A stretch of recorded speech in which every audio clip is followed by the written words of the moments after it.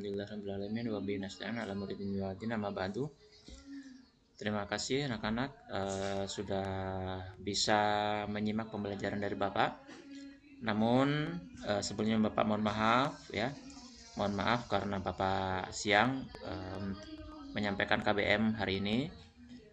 Namun sekalipun keadaannya seperti ini, kita masih dalam keadaan daring ya, belum PTM semua. Insya Allah mungkin nanti suatu saat Bapak akan mengadakan PTM langsung di kelas ya dengan kalian. Sekalipun kita tidak rutin untuk PTM, namun Bapak harapkan kalian tetap semangat dalam belajar ya. Mari kita membaca doa sebelum mengadakan pembelajaran. Seperti biasa, kita memohon kepada Allah supaya kita diberi taufik hidayah dan diberi ilmu yang bermanfaat, yang bisa bermanfaat bagi diri kita sendiri, bagi orang lain, dan tentu bermanfaat di dunia dan akhirat. Amin ya rabbal alamin. Mari kita membaca doa. Bismillahirrahmanirrahim. Rabbi zidni ilman warzuqni fahman birahmatika ya arhamar rahimin. Terima kasih. Anak-anak yang Bapak sayangi, yang Bapak cintai, untuk hari ini Bapak tidak mengadakan pembelajaran baru ya, belum mengadakan pembelajaran baru. Karena pembelajaran baru kita hanya targetnya yaitu bab 4 dan bab 5 sampai menjelang semester ya. Jadi Bapak akan bahas kembali ulangan PTS kemarin yang sudah kalian kerjakan di sekolah. Bapak yakin kalian banyak yang tidak paham ya. Mungkin ini ya suatu ketidaksinkronan dari Bapak, atau mungkin Bapak tidak menyampaikan mata pelajaran, tapi Bapak tidak menyampaikan subtemanya, tapi Bapak membuat soalnya ya. Jadi mungkin dari teman-teman banyak yang tidak bisa menjawab dengan tepat. Ya langsung saja anak-anak, langsung saja kita membahas beberapa poin ya dari soal-soal yang sudah kalian jawab. Di antaranya yang pertama, dan di bab pertama di buku kalian, yaitu adalah membahas tentang surat Al-Falaq. Bacaan surat Al-Falaq ya tentu kalian sudah hafal ya. Ya, coba kita baca kembali bareng-bareng ya. A'udzubillahi minasyaitonirrajim. Bismillahirrahmanirrahim. Qul a'udzu birabbil falaq min syarri ma khalaq wa min syarri ghasikin idza waqab wa min syarrin naffatsati fil uqad wa min syarri hasidin idza hasad. Hafal anak-anak ya? Iya hafal ya tentu ya. Jadi sebagaimana soal yang nomor 1 nih, di bawah ini yang termasuk surat Al-Falaq. Al-Falaq maksudnya ya, maaf ya. Bapak ini ngetiknya buru-buru ya. Al-Falaq maksudnya bukan H. Al-Falaq. Nah, begini maksudnya ya. Nah, seperti itu. Jadi, di mana nih surat Al-Falaq, potongan surat Al-Falaq yang mana ini? Lam yalid wa lam yulad, ini surat apa? Ya, surat Al-Ikhlas. Qul a'udzu birabbin nas, ya surat An-Nas. Terus wa min syarri ghasikin idza waqab. Ini surat, iya pinter, surat Al-Falaq. Jadi jawabannya adalah wa min syarri ghasikin idza waqab. Itu pada poin C. Kalau yang D Pak, kasaba wa ma lahu anhu agna ma, ya ini tidak teratur ya, ini surat Al-Lahab juga bukan ya. Nah ini itu ya, jadi kalian harus benar-benar cerdas, jeli mana potongan bacaan dari surat Al-Falaq ya. Jadi Bapak minta kalian dihafal-hafal kembali, bukan hanya hafal mulut tapi hafal tulisannya. Yang seperti apa tulisan Al-Falaq ini, yang mana sih? Nah itu ya, kalian menghafalnya sambil dilihat tulisannya. Jadi dikala Bapak membuat soal seperti ini, kalian bisa menjawab, oh ini yang ini nih, wa min syarri ghasikin idza waqab. Itu anak-anak ya. Ya. Jadi kalian hafal bukan hanya mulut tapi mata juga melihat ya. Jadi hafal tulisan juga hafal mulut ya. Kemudian dari surat Al-Falaq kita juga diusahakan artinya hafal ya. Nah, contoh pada soal nomor 2. Dan dari kejahatan malam apabila telah gelap gulita. Nah, bunyi ayatnya adalah yang mana nih? Nah, jadi mana nih ayat Al-Quran potongan surat Al-Falaq yang artinya ini? Yang artinya dan dari kejahatan malam apabila telah gelap gulita. Yang mana ini? Iya. Wa min syarri ghasikin idza waqab. Yang itu ya. Nah, jadi Papa minta kalian juga hafalkan selain ayatnya, tulisan ayatnya, juga hafalkan juga arti dari surat Al-Falaq tersebut. Nah, seperti ini ya. Kemarin banyak yang salah ini ya. Nah, ya. Itu anak-anak ya. Nah, kemudian yang selanjutnya, yang poin yang kedua. Nah, Bapak minta juga kalian juga belajar tajwid bersama ustadz ustadzah kalian di rumah ya. Waktu itu Bapak sudah memerintahkan supaya kalian belajar tajwid, minimal kalian mengenal hukum tajwid nun mati atau tanwin. Nah, kalau ada nun yang bertanda sukun atau tidak diberi tanda sukun ya, atau tidak diberi tanda ya, atau tanwin an in un ya, an atau in atau un ya, itu apabila bertemu dengan huruf hijaiyah yang jumlahnya 28, maka hukum tajwidnya ada 4 ya. Yang pertama idhar ya, hurufnya ada 6, alif, ha, kho, ain, ghin, ha ya. Diulang lagi oleh Bapak, huruf idhar ada 6 ya, alif, ha, kho, ain, ghin, ha. Nah, itu apabila ada nun mati atau tanwin ya, baik an atau in atau un ya, bertemu dengan huruf tadi, salah satu huruf tadi, maka hukumnya ada 4. Yang pertama idhar, kedua maksudnya apabila bertemu dengan salah satu huruf alif, ha, kho, ain, ghin, ha, maka itu hukumnya adalah idhar ya. Jadi hukum nun mati atau tanwin itu ada 4. Yang pertama idhar, yang kedua idgham, kemudian ikhfa dan iklab. Nah, kalau bertemu dengan huruf idhar an, in, un ya, an atau in atau un atau nun bertanda sukun, maka huruf idhar ada 6 ya. Yang pertama alif, ha, kho, alif, ha, kho, ain, ghin, ha ya. Ha besar ya, ada ha, bismillahirrahmanirrahim, him ya, ada ha besar, Allahu akbar, Allah ya. Tuh ya.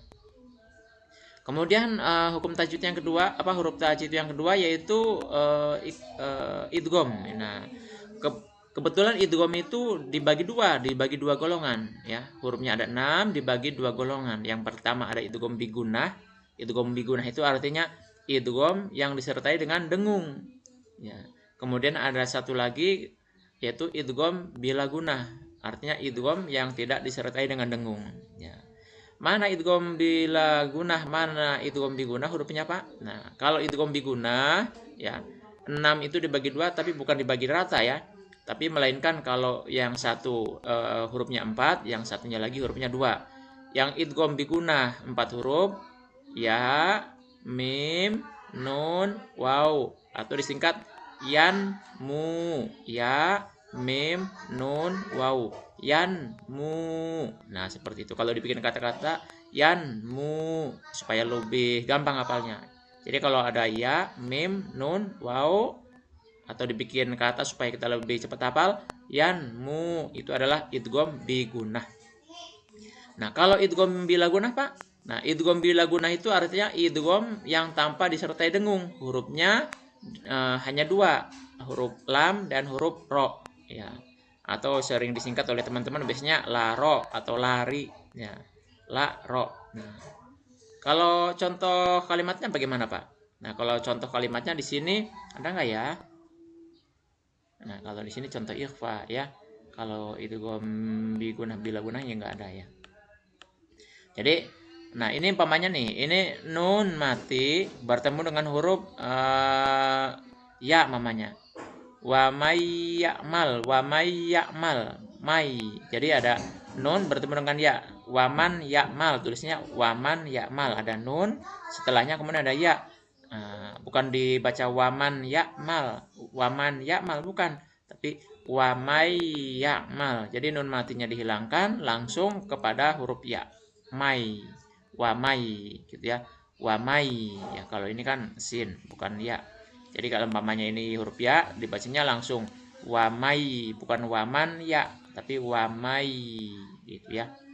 Itu idgham. Jadi idgham itu artinya kan memasukkan nun mati kepada huruf idghamnya ya. Jadi si nunnya hilang, yang ada huruf idgham ya. Nah, kalau huruf idgham yang dengan gunah, wamai ada gunahnya, ada dengungnya. Gunah itu dengung. Apa sih dengung? Agak sengau. Nah gitu. Itu namanya gunah. Gitu ya. Nah, kemudian kalau yang idgham bila gunah, la dan ro, mil ladungka tanpa disertai dengung. Enggak boleh mil ladung. Nah, itu namanya dengung. Jadi tidak boleh seperti itu. Jadi kalau nun mati atau tanwin bertemu dengan huruf lam atau ro, maka tidak didengungkan. Mil ladungka. Tulisnya min ladunka ya. Mim, nun, lam, dal, kaf. Mil ladunka.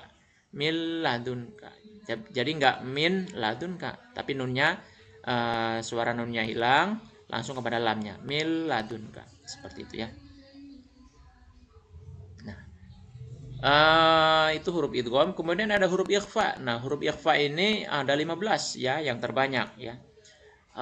Yang pertama ta ya, dari awal ya. Ta, jim, da, za, zai, sin, shin, so, do, to, do, fa, kof, kaf. Bapak ulang lagi.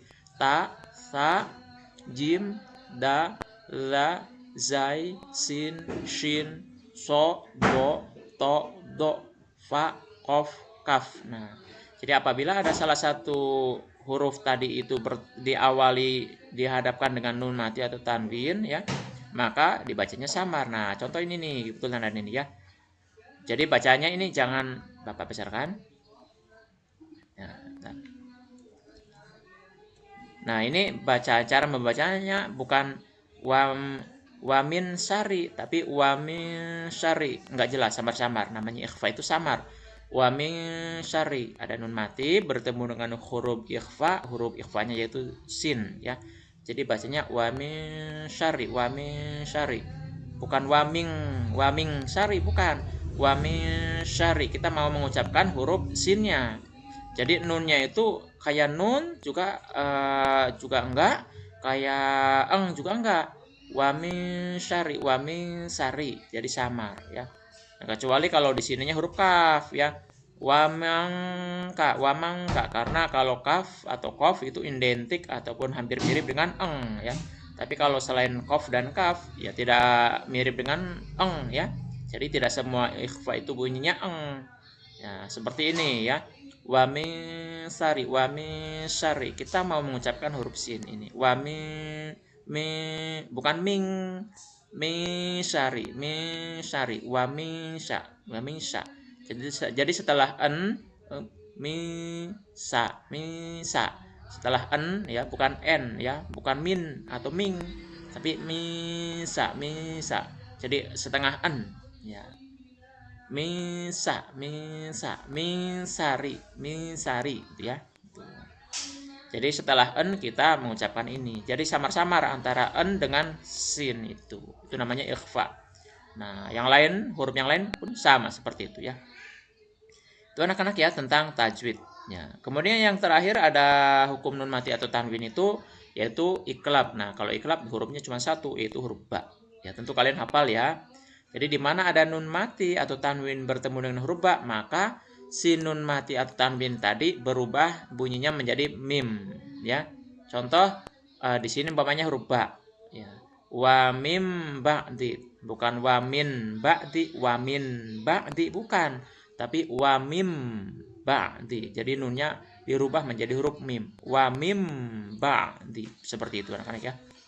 Nah, Selanjutnya itu tentang tajwid yang tolong kalian hafal-hafalkan kembali.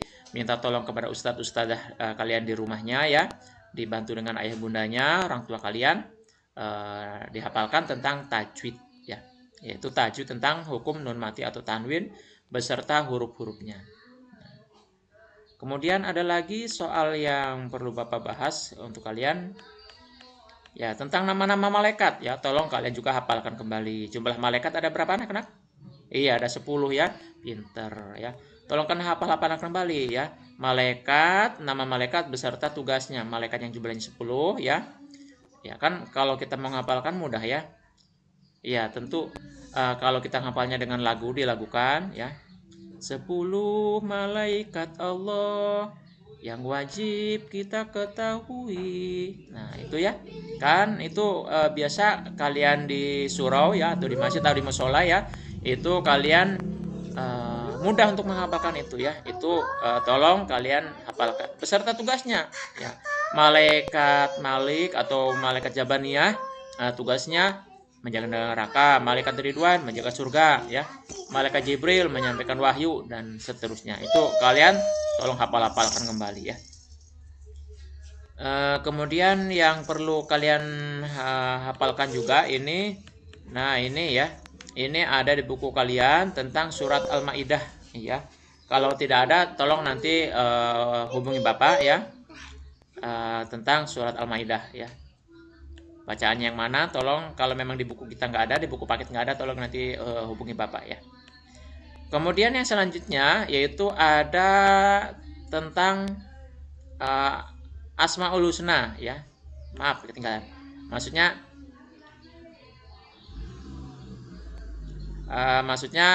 tentang Asmaul ya. Mohon maaf tadi tertunda Bapak ya. Kita lanjutkan kembali. Jadi kalian hafal-hafal juga kembali, yaitu rukun iman dan rukun Islam ya. Rukun iman ada 6 ya, kalian hafalkan isinya. Kemudian rukun Islam ada 5, kalian hafalkan isinya juga ya. Kemudian yaitu yang perlu kalian baca-baca kembali yaitu Asmaul Husna yang ada di buku kita ya. Asmaul Husna yang ada di buku kita tidak diterangkan semua ya, tidak 99 ditulis semua, namun hanya 3 saja yang Bapak lihat kemarin di buku kita, yaitu Al-Alim, Al-Adl, Al-Bashir ya. Itu ya. Al-Azim ya. Ya. Itu jadi kalian baca-baca kembali apa artinya Al-Adl, apa artinya Al-Bashir, apa Al-Azim, itu artinya kalian baca-baca kembali ya. Nah, kemudian ada lagi Asmaul Husna itu artinya apa ya? Nama-nama Allah yang baik, bagus dan indah disebut juga asbabun nuzul. Ada nggak di sini? Asbabun nuzul, maaf, Asmaul Husna maksudnya ya. Ya, itu ya. Nama-nama Allah yang baik dan bagus dan indah disebut juga Asmaul Husna ya. Kalau asbabun nuzul itu artinya sebab-sebab turunnya ayat Al-Qur'an ya. Kalau asbabul wurud ya, kalau asbabul wurud mah beda lagi. Asbabul wurud itu adalah rincian dari hadis-hadis ya. Ya, kalian tidak diajarkan ini nanti SMP ya, ataupun sanawiyah ataupun MTS ya. Nah, kalau kita mah paling Asmaul Husna, nama-nama Allah yang baik ya, dan asbabun nuzul yaitu sebab musababnya turunnya Al-Qur'an. Itu anak-anak yang perlu kalian hafal-hafal kembali ya. Kemudian juga ada sifat-sifat wajib bagi Rasul ya. Sifat wajib bagi Rasul dan sifat mustahil bagi Rasul. Sifat wajib bagi Allah yang 20 ya. Wujud kidam baqa mukhalafatul khawadisi ya, itu ya. Kalian hafal-hafalkan kembali ya. Kemudian sifat-sifat wajib bagi Nabi, tabligh, amanah, sidik ya, itu kalian hafal-hafalkan juga beserta artinya. Itu anak-anak ya yang perlu kalian hafal-hafalkan kembali ya. Juga nama-nama nabi yang 25 tolong kalian hafalkan juga ya. Baik anak-anak, mohon maaf ya. Mungkin ini saja yang perlu kalian pelajari kembali, perlu diingat-ingat kembali apa yang sudah disampaikan oleh Pak Ustadz dan Bu Ustadzah kalian, baik yang di rumah maupun yang di madrasah. Tolong itu untuk diingat-ingat kembali, karena insya Allah nanti pas waktu semester ya, kalau tidak salah ini bulan Desember ya, entah awal atau pertengahan, Bapak kurang tahu nanti ya kebijakan dari sekolah ya. Karena kalau kemarin Bapak menentukan harusnya minggu ini adalah PTS, ternyata PTS adalah minggu kemarin ya. Jadi itu saja pesan terakhir Bapak, tolong kalian baca-baca kembali, hafal-hafal kembali tentang Asmaul Husna, surat Al-Falaq, kemudian rukun iman, rukun Islam, kemudian nama-nama nabi beserta tugasnya ya. Nama-nama kitabnya ya, yang diberikan Allah kepada nabinya, kemudian malaikat, nama-nama malaikat beserta tugasnya, dan Asmaul Husna yang ada di buku kita yang jumlahnya 3 gitu ya. Ini saja mungkin dari Bapak yang Bapak dapat sampaikan. Semoga kalian paham apa yang Bapak sampaikan. Kalau memang kurang paham, tolong silahkan tanyakan ya. Bapak mohon kalian untuk cerdas, selalu banyak bertanya, supaya kalian menjadi anak soleh-soleha yang banyak ilmunya, dan tentunya ilmunya bermanfaat ya, baik bagi diri kalian sendiri maupun orang lain. Terima kasih Bapak ucapkan, dan mohon maaf atas segala kekurangan dan kehilafan Bapak. Bapak adalah manusia biasa ya, tentu banyak sekali kekurangan dan kesalahan yang Bapak lakukan. Bapak juga minta doanya ke kalian, kepada ayah bunda, doakan saya supaya saya lebih baik lagi dalam mengajar ya. Tentunya apa yang saya sampaikan ini bukanlah atas kepintaran saya, melainkan ini adalah ya Allah yang berikan kepada saya, Allah yang limpahkan kepada saya, hanya sebagai perantara. Adapun kekeliruan dan kesalahan pasti ada dari saya, karena saya adalah manusia biasa. Jadi saya sekali lagi minta doanya kepada teman anak-anak, juga kepada ayah bunda, supaya saya lebih baik lagi dalam mengajar dan mudah dipahami dan mudah untuk diterapkan dalam kehidupan sehari-hari. Karena ini adalah tanggung jawab kita bersama, dan juga tanggung jawab saya selaku guru agama. Terima kasih. Mari kita tutup pertemuan pada saat hari ini dengan mengucapkan alhamdulillahirabbil alamin. Walafu minkum, wassalamualaikum warahmatullahi wabarakatuh.